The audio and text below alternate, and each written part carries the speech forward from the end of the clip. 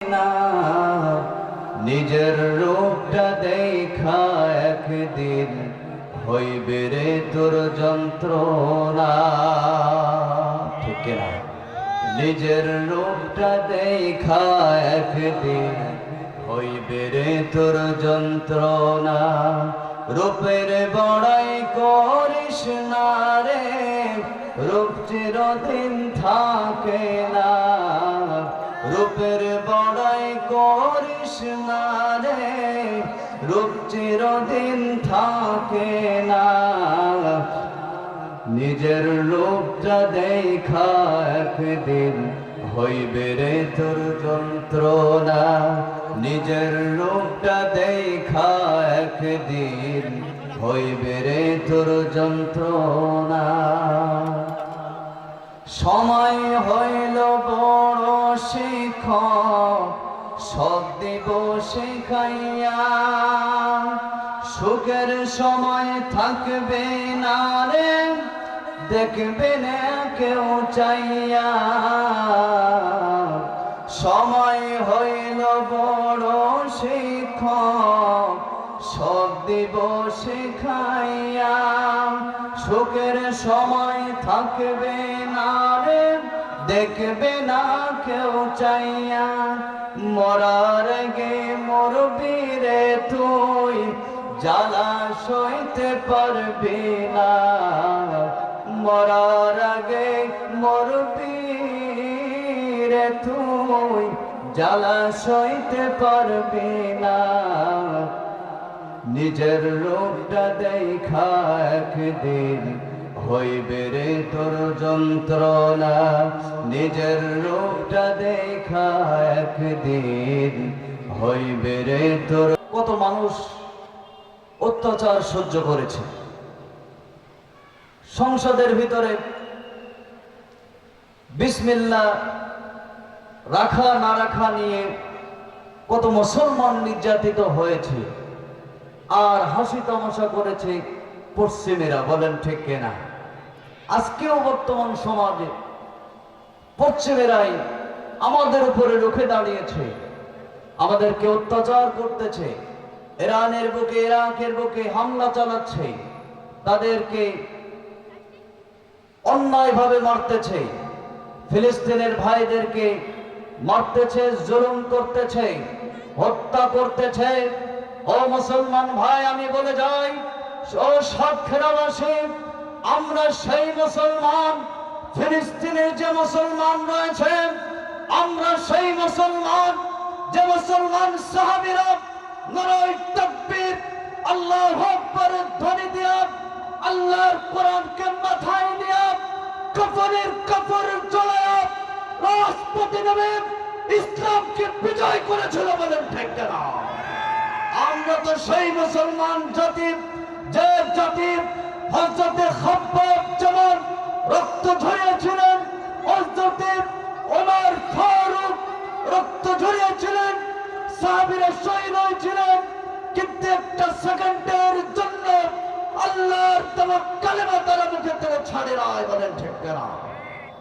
আর আমরা মুসলমান শেরপুরে বসে, কোথায় সেই দল? আজকে আমরা শেরপুরে বসে আলহামদুলিল্লাহ বলতে আমাদের গায়ে জ্বালা হয়। বলেন ঠিক না?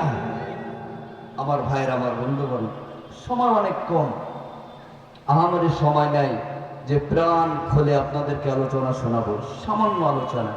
আল্লাহ রাব্বুল আলামিন আমাদেরকে বলেছেন, 5টি বিষয়ের উপরে যদি তোমরা মেনে চলতে পারো, 5টি বিষয় যদি তোমরা মানতে পারো, এবং এই 5টি বিষয় যদি তোমাদের কাছে থেকে থাকে, নিশ্চিন্তে তোমরা বুঝে নিবা তোমরা ঈমানদার। বলেন সুবহান। আরো জোরে বলেন সুবহানাল্লাহ। তাহলে ঈমানদারের 5টি বিষয়, 5টি আমল থাকা দরকার। আল্লাহ রাব্বুল আলামিন বলেন, হুদাল লিল মুত্তাকিন الذين يؤمنون بالغيب ويقيمون الصلاة ومما رزقناهم ينفقون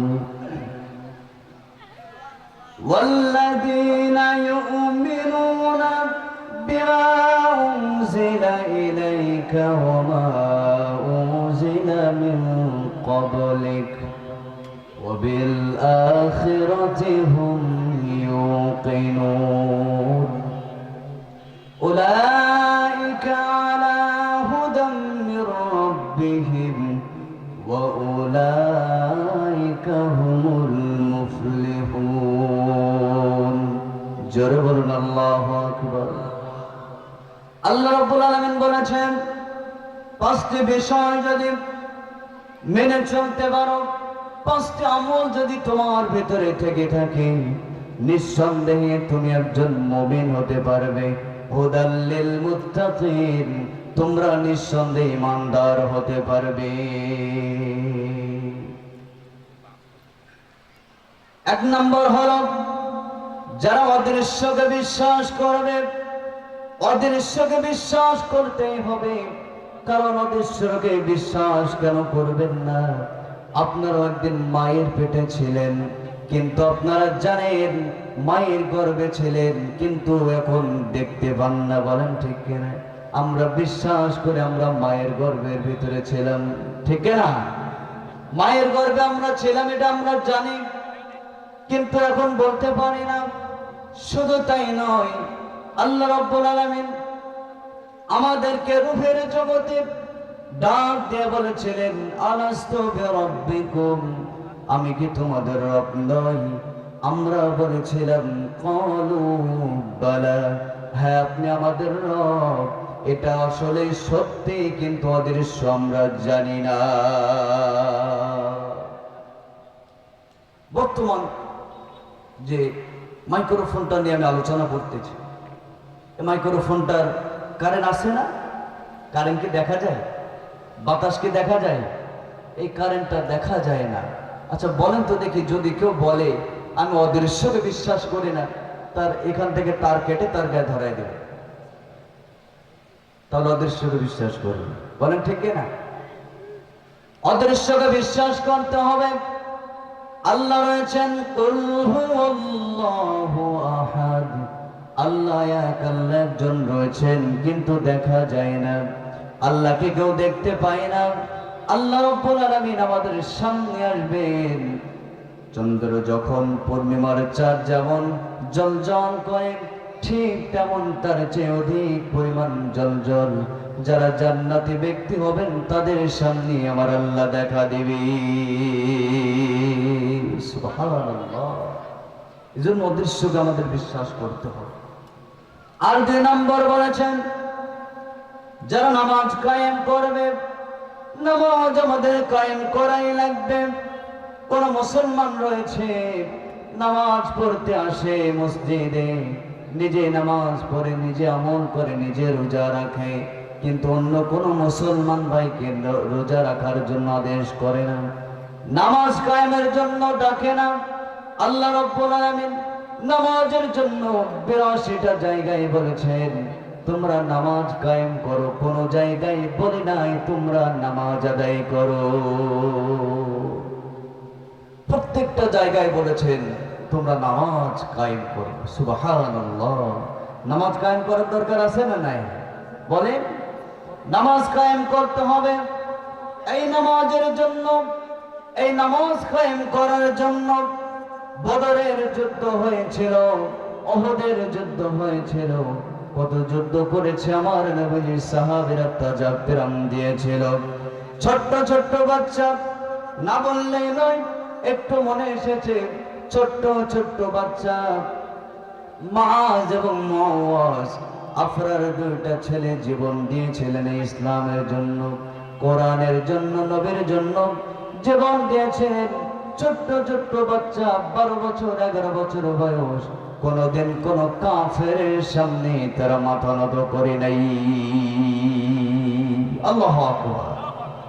তারা জীবন দিয়েছিল। বদরের যুদ্ধ যখন শুরু হবে, ইসলামের যে প্রথম যুদ্ধ ছিল, প্রথম যুদ্ধের নাম কি বলেন তো দেখি? সবাই বলুন। বদর।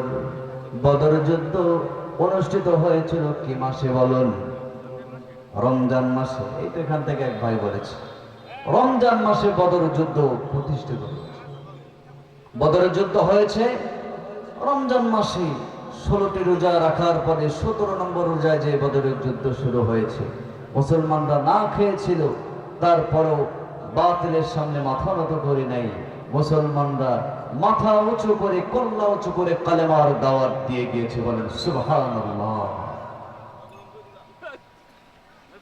আফরারের 2টা ছেলে এই রমজান মাসে 17তম রমজানে এসে আমার নবীকে ডাক দিয়ে বলছেন, ইয়া রাসূলুল্লাহ, নবীজি আমরা যুদ্ধ করব। শুনেছি মুসলমানরা নাকি কম হয়েছে, সৈন্য নাকি কম হয়ে গিয়েছে। আমাদের 2 ভাইকে আপনি অনুমতি দিয়ে দেন, আমরা 2 ভাই কোরআনের জন্য জিহাদ করতে রাজি আছি। সুবহানাল্লাহ। তার জিহাদ করতে রাজি রয়েছে। রমজান মাসে গত কিছুদিন আগে রমজান মাস চলে গেল। শাহরু রমাদান আল্লাযী উনজিলা ফীহিল কুরআন। রমজান মাস এসেছিল আমাদের হেদায়েতের জন্য। আল্লাহ কোরআন পাঠিয়েছিলেন এই রমজান মাসে। কিন্তু বলেন তো দেখি, কয়জন পরিবর্তন হয়েছে? পরিবর্তন হয়েছে কেউ? কথা বল। পরিবর্তন হয়েছে, হয় নাই তা। গত রমজান মাসের আগে যারা 1 কান বিড়ি খেত, এই রমজান মাসের পর তারা 2 কান বিড়ি খায়। পরিবর্তন হয় নাই? পরিবর্তন হয়েছে। সম্মানিত হাজির, আমার নবীজি রয়েছে 313 জন সৈন্য নিয়ে বদরের ময়দানে যুদ্ধ হবে। আফরার 2টা ছেলে দৌড়ায় দৌড়ে হাজির। নবীজি আমরা যুদ্ধ করতে চাই, আমাদের অনুমতি দেয়া দেন, আমরা কাফেরদের বিরুদ্ধে যুদ্ধ করব। আমার নবী বললেন, আফরার 2টা ছেলে, ও মুআজ, তোমরা ছোট মানুষ, তোমাদের যুদ্ধের বয়স হয় নাই। তোমরা যুদ্ধ করলে কাফেরদের সামনে তোমরা টিকতে পারবে না। তোমরা যুদ্ধেই যেও না, আমি অনুমতি দিতে পারবো না। এই করে পেড়াপেড়ি করে আমার নবী অনুমতি দিয়ে দিলেন। অনুমতি দেওয়ার পরে যখন আমার নবী বলেছেন, যাও তোমাদের যুদ্ধের অনুমতি দিয়েছি, ছোট্ট ছোট্ট বাচ্চা নারায়ে তাকবীর আল্লাহু আকবারের ধ্বনি দিয়া বাসপাখির ন্যায় উড়ন্ত হয়া সিংহর মতো গর্জন দিয়া চলে গিয়েছেন বদরের ময়দানে যুদ্ধের জন্য। একজন সাহাবীকে দেখলেন, সাহাবী চাচা বলেন তো দেখে এখানে আবু জাহেল কোনটা? সাহাবী ডাক দিয়ে বললেন, আবু জাহেল দিয়া কি করবা? আবু জাহেল তো বিরাট বড় কাফের।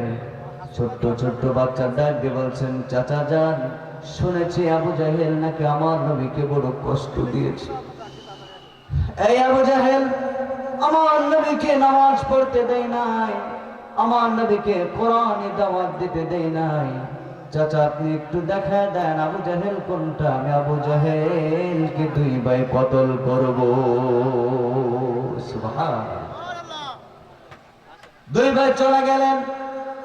যাওয়ার পরে আবু জাহেলকে দেখায় দিলেন, যাও ওই যে সব চাইতে বড় ঘোড়ার উপরে রয়েছে, সাবধান, ওইটাই কিন্তু কাফেরদের নেতা আবু জাহেল।